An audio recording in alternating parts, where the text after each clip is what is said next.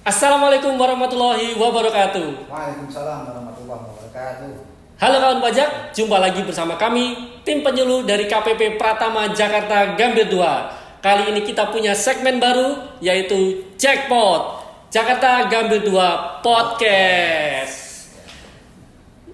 Ya, kali ini kita akan membahas seputar perpajakan tentu saja bersama narasumber kita sudah hadir di studio kita, yaitu Mas Arno atau Pak Arnomo Mustiko. Selamat datang Pak Arno. Selamat datang, selamat sore Mas Yan. Iya, gimana kabarnya? Alhamdulillah baik. Alhamdulillah baik. Alhamdulillah baik. Masih lancar puasanya? Masih Lancar, alhamdulillah. Iya. Ya, dan juga kita ucapkan kepada kawan pajak sekalian yang sekarang sedang menjalankan ibadah puasa, selamat menjalankan ibadah puasa. Semoga ibadahnya diterima oleh Allah Subhanahu wa taala dan semoga diberikan kekuatan sehingga bisa lancar puasanya sampai nanti hari raya Idul Fitri. Amin ya rabbal alamin. Oh ya, tadi saya belum memperkenalkan diri ya? Iya. Nama saya Yan Bakhtiar dan selama 30 menit ke depan kita akan membahas seputar perpajakan tetapi dikemas dalam bentuk yang santai dan rileks. Oke. Ya, kali ini kita akan membahas apa ini Mas Arno? Baik, yang sedang akan kita perkenalkan dan kita nanti akan menjadi saksi sebuah momen besar Mas Yan. Betul. Ya, kita istilahkan Cortex. Cortex, ya, Cortex. Jadi buat kawan pajak yang belum tahu apa itu Cortex, simak terus podcast kita. Ya. Nah, langsung saja kita masuk ke materi kita hari ini Mas Arno. Baik Mas Yan. Sudah dibahas, sudah disebutkan tadi adalah cortex ya. Nah, sebetulnya apa sih cortex ini Mas? Monggo mungkin bisa dijelaskan Mas. Ya. Cortex ini adalah Cortex Administration System, ya. Singkatannya adalah CITAS. Kemudian untuk bahasa Indonesianya kita mengenal juga adalah program inti administrasi perpajakan. Sistem inti administrasi perpajakan Mas ya. Iya. Nah, adalah dimaksud untuk redesign juga reengineering dari sistem perpajakan juga proses bisnis administrasinya, yaitu membangun sistem perpajakan berbasis commercial of the self, kemudian membenahi basis data perpajakan, sekaligus juga memperbaiki sistem perpajakan agar lebih mudah, andal, pasti dan juga akurat. Nah, juga lebih penting adalah terintegrasi dengan berbagai sumber. Ya. Dan yang terakhir, untuk tujuan utamanya adalah meningkatkan pelayanan serta pengawasan dan proses penegakan hukum. Oke. Jadi ini adalah sistem baru dari Direktorat Jenderal Pajak Mas ya, betul, berarti ya Mas ya. Baru, benar-benar baru, re-engineer.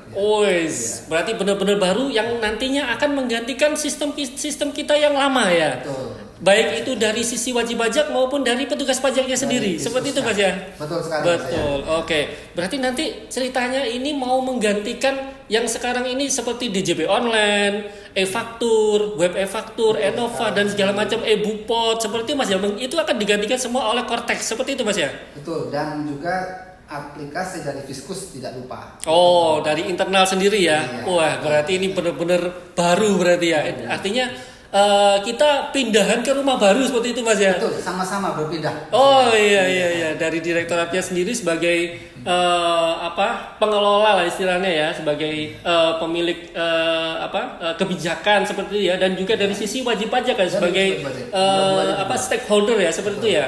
Jadi semuanya akan berpindah ke sistem informasi yang baru dinamakan Cortex itu tadi Mas ya. Betul Mas. Oke. Nah, pertanyaan berikutnya ini, kenapa ini kita kok pindah ke sistem informasi baru? Kenapa harus diperbarui ini? Alasannya kenapa, Mas? Oke, baik Mas Aya dan kawan pajak, tentu kita ketahui bersama dan juga bagi kawan pajak yang aktif berkunjung ke kantor pajak atau menggunakan aplikasi perpajakan, ini sudah sedikit banyak mengetahui ya Mas Aya. Yang pertama bahwasannya sistem yang lama ini belum memenuhi kebutuhan terkini ya.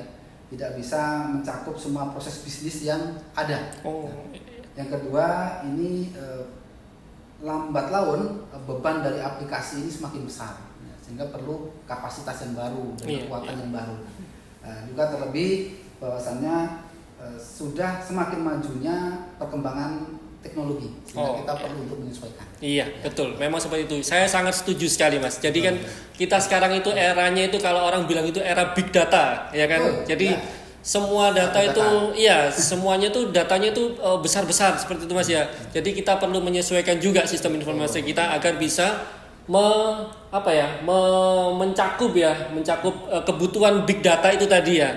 Oke. Dan juga untuk memenuhi perkembangan teknologi terkini dunia digital ya, seperti itu Mas ya. Jadi karena sekarang semuanya serba digital, semuanya serba elektronik, semuanya serba online seperti itu. Jadi kita harus mengikuti. Kalau nggak gitu nanti kita ketinggalan. Ya betul Mas ya. Tentu kenyamanan ataupun kemudahan wajib pajak akan sangat terganggu. Nah seperti itu. Oke. Nah dari perubahan itu tadi itu nanti kan ada proses bisnis yang baru tuh nanti. Betul, apa saja itu Mas proses bisnis yang baru itu nanti kira-kira apa aja?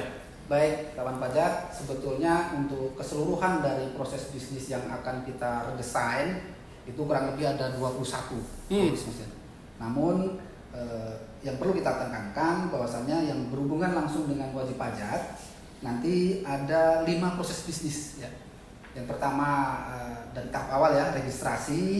Kemudian nanti ada probis pembayaran juga akan kita tata ulang, probis pelaporan SPT ya itu juga kita atur ulang, layanan dan edukasi ini yang sangat baru ya, layanan dan edukasi akan kita munculkan dan kita optimalkan, dan terakhir kita akan mengenal taxpayer account management atau TAM ya. Nah kelima proses bisnis tadi akan dirangkum, dibungkus dalam satu aplikasi yang untuk wajib pajak ini kita sebut sebagai portal wajib pajak. Oh, iya. Semuanya akan ada di satu aplikasi portal wajib pajak. Oh, iya. Menarik ini Mas, menarik ini. Memang namanya perubahan itu adalah sebuah keniscayaan ya. Ya, memang. Jadi kalau tidak berubah ya kita akan ketinggalan seperti itu Mas ya. Jadi kita harus mengikuti perkembangan apa yang dibutuhkan oleh situasi terkini, perkembangan terkini. Nah itu kita harus menyesuaikan seperti itu Mas ya. Seperti tadi yang disampaikan adalah layanan dan edukasi ya. Ini baru ya karena sebelumnya belum pernah ada ya. Belum pernah ada. Oke. Adakan, terlebih juga merupakan sarana komunikasi yang baik ya, untuk salah satu cara preventif dalam rangka adanya kesulitan wajib pajak dalam rangka pemenuhan kewajiban perpajakan. Oke. Nah ini Mas, coba ya kita bahas satu-satu dari kelima proses bisnis tadi. Yang pertama tadi kan ada probis registrasi ya. Betul. Nah itu apa di sini Mas keunggulannya dibandingkan dengan yang sebelumnya yang selama ini kita kenal gitu Mas? Baik Mas Ajan dan kawan pajak, dalam proses bisnis registrasi kita nanti akan mendesain bahwasannya proses registrasi atau pendaftaran ini pertama akan kita sediakan tempat dan saluran pendaftaran yang banyak, omni channel ya. Omni channel ya. Pendaftaran bisa dilakukan dimanapun dan kapanpun melalui sarana baik manual ataupun elektronik ya.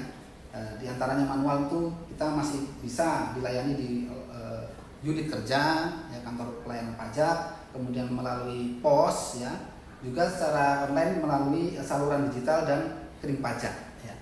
Nah, pada saatnya nanti juga akan dilakukan pembukaan saluran pada aplikasi OSS untuk usahawan, kemudian pada aplikasi AHU yang sekarang sudah dimanfaatkan juga oleh wajib pajak badan, dan serta PJAP untuk semua jenis wajib pajak. Ya, PJAP ini penyedia jasa layanan perpajakan. Ya. Wow, ya. Kemudian tadi ada pembayaran ya, probis pembayaran ya. Nah, setelah probis dari registrasi, ada probis pembayaran ya. Kalau probis pembayaran sendiri itu apa Mas? Ada ini perubahannya apa, keunggulannya itu juga apa? Ya, ini juga tidak kalah menarik ya dari probis tadi pendaftaran. Sebetulnya di probis pendaftaran itu masih ada beberapa keunggulan Mas Ian. Mungkin bisa saya sedikit rangkum ya, melanjutkan tadi. Di dalam probis registrasi kita juga yang paling fenomenal akan menggunakan NIK sebagai identitas wajib pajak orang pribadi. Itu yang nanti kita akan sama-sama ikut menyaksikan perubahan besar ya, bahwa NIK ini akan menjadi identitas juga dalam pemenuhan kewajiban perpajakan. Kemudian dalam rangka pengukuhan PKP ya, untuk wajib pajak yang berbasis kewajiban PPN, ini juga akan dilakukan simplifikasi ya. Satu kali tahap untuk menggantikan beberapa tahap yang kemarin kita lakukan ya, simplifikasi. Nah, Iya. Kemudian bahwasannya dalam rangka penggunaan NPWP 16 digit ini juga kita sudah terintegrasi dengan Dukcapil. Nah, yang selanjutnya dalam rangka kemudahan memenuhi perkembangan zaman, pendaftaran ini juga akan dilakukan geotagging. Jadi positioning lokasi juga akan dilakukan mengikuti perkembangan zaman. Iya. Nah, selanjutnya semua layanan nanti juga bisa dilakukan secara mandiri. Wajib pajak bisa istilahnya mengecek ya perubahan-perubahan apa yang perlu dilakukan. Bisa dilakukan sendiri atau mandiri. Iya. Nah, kembali tadi melanjutkan ke proses bisnis pembayaran. Nah, ini juga tidak kalah menarik Mas Yan. Ke depan akan ada muncul kode billing bisa dipakai untuk multi pajak ya. Jadi kode billing yang selama ini kita tahu yang hanya untuk satu jenis pajak, nah, besok dimungkinkan kode billing itu untuk beberapa jenis pajak. Ya, ini untuk memudahkan terkait dengan adanya, mungkin sekarang sudah ada ya, yaitu unifikasi, SPT unifikasi. Iya. Yang Jadi kedua, nggak perlu bikin billing satu-satu ya, betul, langsung dibillingkan untuk beberapa jenis pajak, Jenis pembayarannya pajak. untuk satu billing seperti itu Mas ya. ya, dan billing ini bisa dibuat di SPT-nya ya, sehingga mengurangi adanya kesalahan pembuatan billing, mengurangi adanya permohonan pemindah bukuan. Ya. Yang kedua, proses pembayaran akan disediakan deposit pajak. Nah, ini juga fenomenal. Artinya wajib pajak nanti akan disediakan sebuah akun yang bisa dipakai untuk menampung dana pembayaran pajak sementara. Dikenalkan adanya istilah deposit pajak Mas ya. Nah, selanjutnya nanti juga dimungkinkan adanya integrasi data pembayaran langsung dengan kas negara DJPP. Ya. Sehingga apabila wajib pajak ini mempunyai restitusi ataupun pembayaran, nanti akan tercipta proses yang otomasi. Nah, seperti itu Mas Ayan. Ya. Saya coba sedikit kembali ke proses registrasi tadi. Menarik ini. Jadi kan selama ini memang untuk pendaftaran, saya kasih contoh mungkin pengukuhan PKP ya. Betul. Pengukuhan PKP itu kan saat ini yang existing itu memang boleh dibilang kita untuk bisa sampai benar-benar clear dikukuhkan sebagai PKP, sampai benar-benar kita bisa mengakses aplikasi itu melalui beberapa tahapan sebenarnya Mas ya. Harus pengukuhan PKP terlebih dahulu, kemudian aktivasi akun, permintaan sertifikat elektronik. Nah, nanti ke depan itu nanti to be itu akan lebih disimplifikasi seperti itu Mas ya. Bahkan sampai dengan kita bisa mempunyai aplikasi itu tidak seperti yang dulu. Ya, dulu kan aplikasinya pun 3 ya, ada desktop, kemudian Innova online, kemudian web pelaporan. Nah, ke depan tentu aplikasinya 1 ya, walaupun mungkin menunya banyak. Iya. Nah, kemudahan-kemudahan itu yang mungkin memang kita utamakan sih. Iya.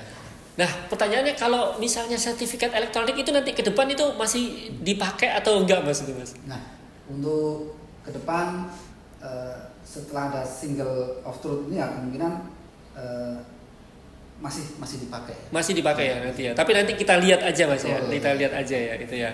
Oke, yang penting yang jelas nanti untuk ke depan itu prosesnya akan lebih simple semuanya. Ya.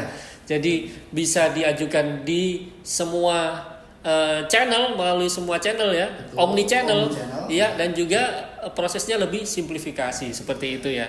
Dan juga ini tadi yang menarik lagi ini ada deposit pajak ini, deposit pajak kawan pajak.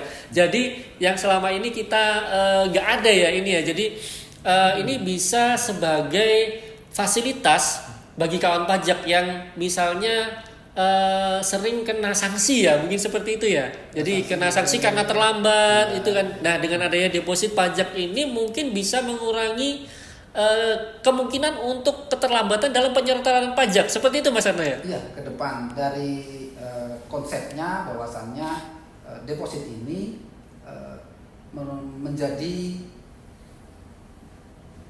tumpuan, maksudnya dasar ya, bahwa pembayaran deposit ini akan menjadi tanggal pembayaran dari semua pemenuh kewajiban perpajakan apabila pembayarannya mengambil dari deposit. Apabila dari deposit. Ya, tadi yang disampaikan Mas Jayan, benar sekali kawan pajak, ketika kita memenuhi kewajiban pembayaran menggunakan deposit, maka tanggalnya akan menggunakan tanggal penyetoran depositnya.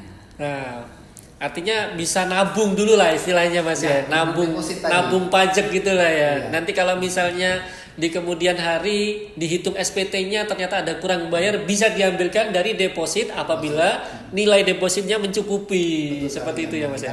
Mungkin bisa dimanfaatkan juga oleh pimpinan dan staf apabila keduanya mungkin berbeda tempat jauh ya. Dari pimpinan mungkin sudah deposit, kemudian dari pihak stafnya yang mungkin ada di luar pulau, pada saat pelaporan SPT ya tidak perlu lagi menelpon pimpinan ya, langsung saja pemenuhan SPT-nya ambil dari deposit. Wah, luar biasa. Ini suatu terobosan yang menarik sih bagi saya. Iya. Tentu saja ini semoga bisa nanti dimanfaatkan benefitnya ya untuk kawan pajak sekalian ya, biar untuk salah satu keunggulannya tadi biar tidak ada keterlambatan dalam pembayaran pajak seperti itu Mas Yarno ya. Oke. Nah, kita lanjut ke probis berikutnya nih Mas. Tadi kan ada probis untuk pengelolaan SPT. Nah, ini seperti apa ini Mas? Apa nih keunggulan dan perubahannya ini? Di pengelolaan SPT juga tidak kalah frontal ya, perubahannya krusial ya, mendasar sekali ya. Bahwasannya nanti kita secara umum dari berbagai jenis SPT sarana pelaporan itu akan dijadikan satu ya. Kita sekarang mengenal adanya ISPT, e-Bupot ya kan, kemudian e-filing. Nah, itu kan semua akan digabungkan menjadi terintegrasi sekaligus dengan sistem pembayarannya ya. Nah, kemudian untuk SPT nanti juga yang sangat fenomenal adalah formulir kita mengenal berbagai macam. Nanti kita akan hanya mengenal satu formulir. Ya. Misalkan untuk OP ya, itu kita mengenal ada 1770, 1770S, kemudian SS. Nah, sekarang tidak. Nah, akan sangat mengganggu ya ketika kita harus ditanya pakai formulir yang mana gitu. Nah, besok beda. Dan ini juga diikuti dengan pengisiannya ketika untuk SPT-OP ini akan didahului dengan pertanyaan-pertanyaan kondisional. Yang nanti dari pertanyaan itulah kita akan mengisi kolom-kolom yang sudah disiapkan. Sesuai dengan pertanyaan tadi ya. Oke, jadi PT tahunan menjadi lebih simpel. Ya. Jadi nggak harus ngisi semuanya ya, tergantung dari pertanyaan-pertanyaan yang kita jawab itu ya. Betul, kalau misalnya kita jawabnya iya, maka kita harus mengisi formulir ini. Betul. Kalau kita jawab tidak, maka tidak perlu mengisi formulir ini. Seperti itu ya, dilewati. Oke. Iya, memang ini apa ya? Kita memang butuh seperti ini, Mas, karena ya masih banyak dari wajib pajak, kawan pajak atau juga warga negara kita yang apa ya istilahnya itu mungkin masih bingung gitu ya. Ini SPT 1770 itu untuk yang seperti apa? Untuk yang penghasilan seperti apa? 1770S, SS itu seperti apa? Itu masih banyak ternyata yang bingung ya seperti itu. Jadi memang apa ya, simplifikasi itu memang kita butuhkan sangat sih. Iya. Di Iya. era yang semakin instan orang bilang Mas ya. Nah, ini salah satu cara untuk kita mengimbangi dan juga mempermudah wajib pajak. Baik. Lalu di SPT juga kita akan lakukan penyederhanaan terkait subjeknya, bahwasannya untuk PP 21 sekarang cukup dilaporkan oleh wajib pajak pusatnya saja. Ya, untuk wajib pajak cabang nanti akan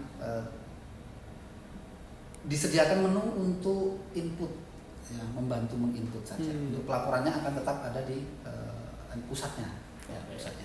Dan untuk SPT masa PPN ini ada autocrate SPT dan terintegrasi dalam rangka penomoran fakturnya. Sehingga kita tidak mengenal lagi nanti permintaan nomor faktur maksudnya. Iya. Pembuatan faktur kita buka pakai aplikasi portal wajib pajak, di sana kreditnya langsung menampilkan jatah nomornya. Oke. Jadi istilahnya ini kembali lagi kepada keyword yang awal tadi, simplifikasi. Kita lebih menyederhanakan proses bisnis ya. Ya memang karena selama ini itu juga banyak juga wajib pajak yang butuh untuk menerbitkan faktur, ternyata fakturnya sudah habis atau sudah lewat tahun meskipun masih punya tapi ternyata untuk tahun lalu. Jadi kan untuk yang tahun ini harus minta lagi seperti itu kan. Jadi kan memang sangat membantu sekali ya ini ya untuk wajib pajak ya. Akan kita atasi. Oke. Nah, yang berikutnya kita ke proses bisnis tax atau TAM ya.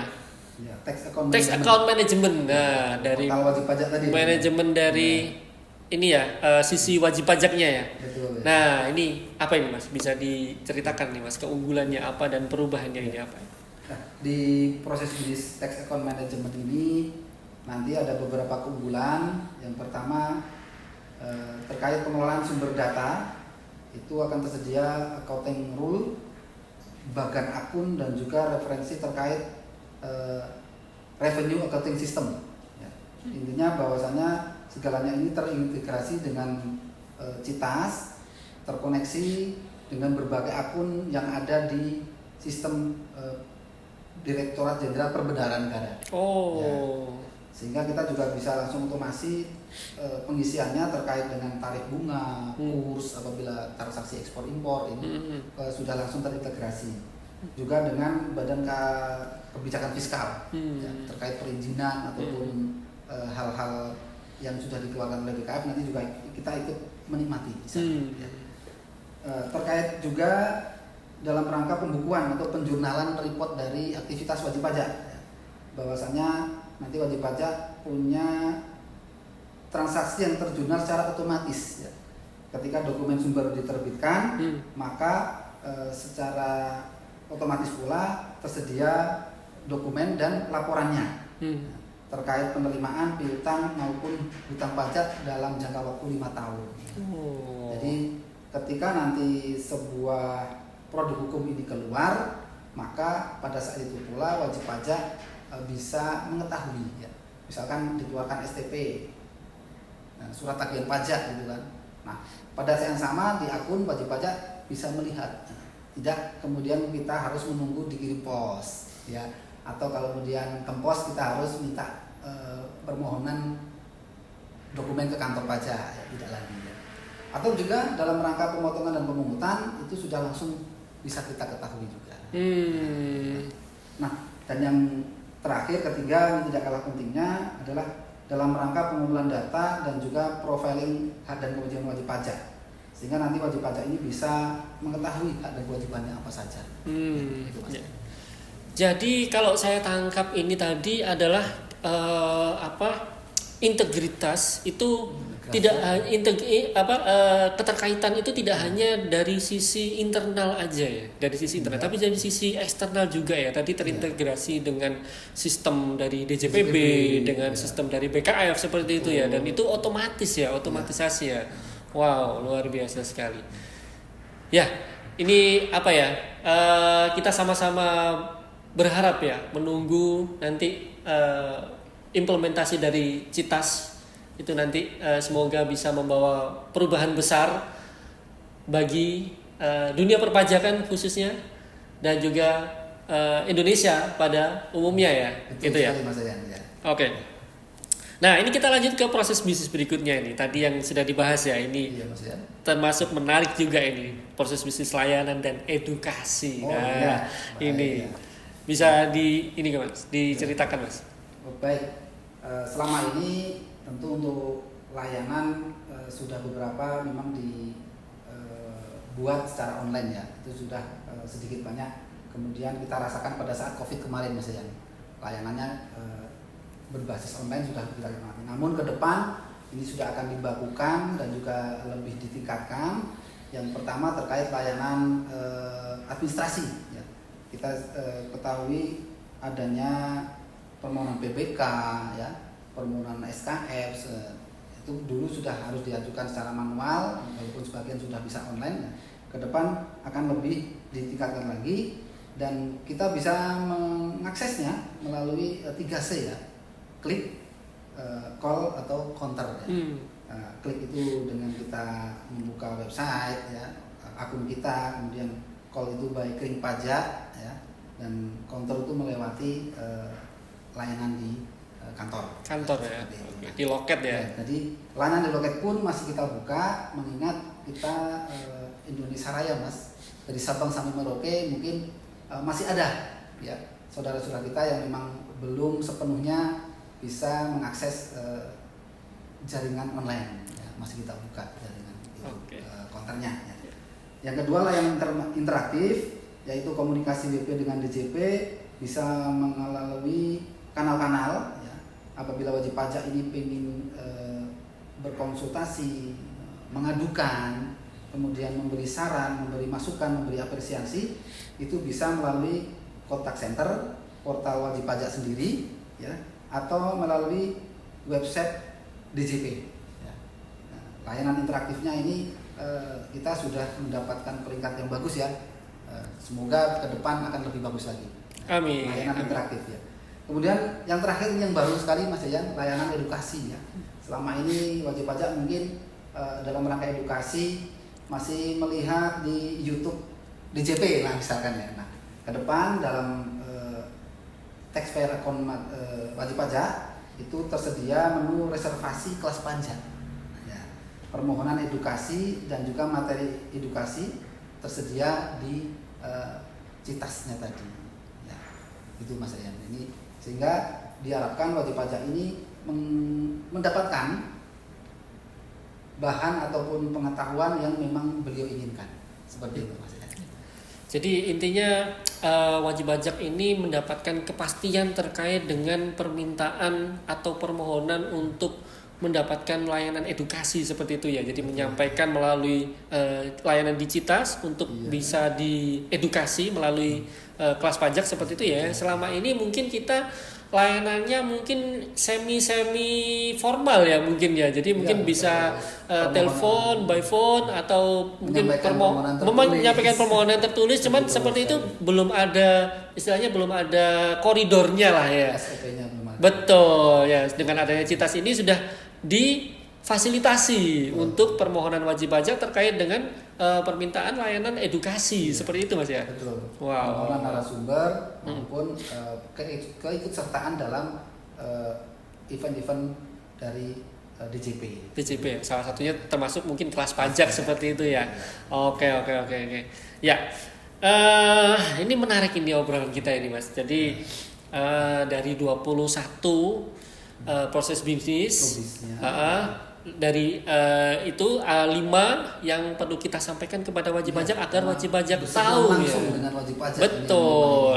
Agar kawan pajak itu tahu bahwasanya kita di Citas ini kita benar-benar serius ingin memberikan perubahan. Betul sekali. Dari sisi sistem informasi ya, dari sisi teknologi, dari sisi aplikasi seperti itu ya, dan perubahan-perubahan itu akan lebih memudahkan dari sisi wajib pajak dan juga dari internal Direktorat Jenderal Pajak seperti itu.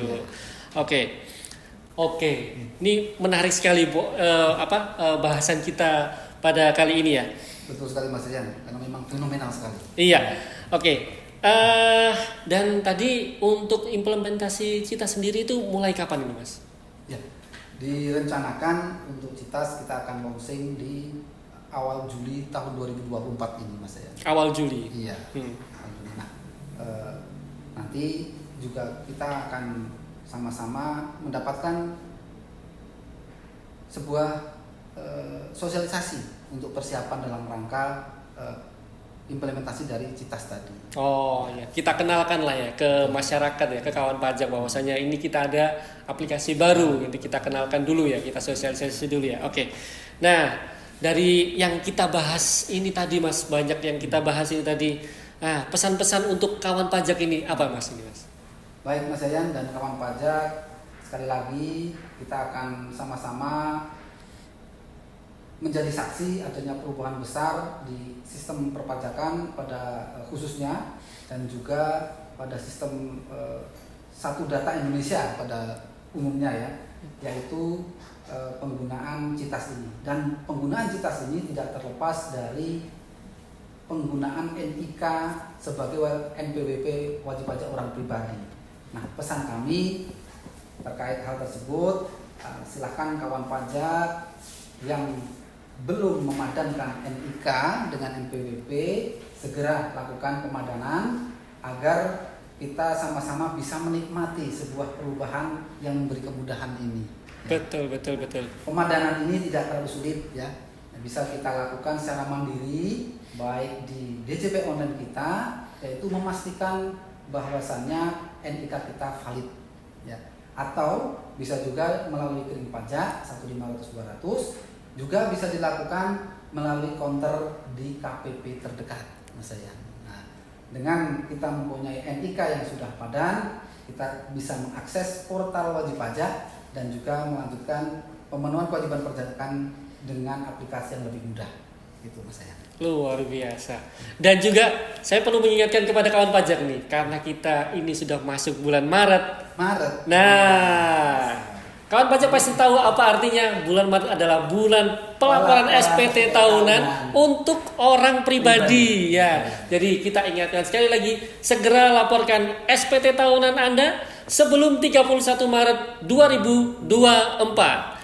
Kalau bisa lapor sekarang, tidak perlu nunggu besok, tidak perlu nunggu sampai 31 Maret. Segera laporkan sekarang dan jangan lupa juga lakukan pemadanan NIK dan NPWP sebelum 30 Juni 2024 agar bisa nanti menikmati layanan yang ada di Cortex.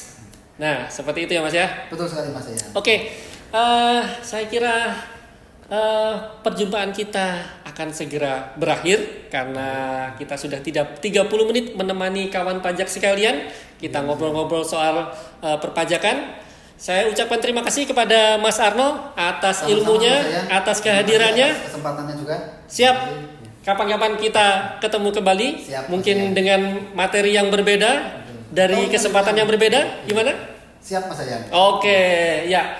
Bagi kawan pajak sekalian yang sudah menyaksikan tayangan ini, kami ucapkan terima kasih atas partisipasinya, atas waktunya, meluangkan waktu untuk menikmati atau menyaksikan tayangan kita kali ini, Jackpot edisi kedua. Ya, nantikan lagi episode Jackpot berikutnya hanya di channel kita. Jangan lupa share, jangan lupa subscribe, dan jangan lupa like video ini. Dan kita ketemu lagi di Jackpot edisi berikutnya. Sampai jumpa. Wassalamualaikum warahmatullahi wabarakatuh.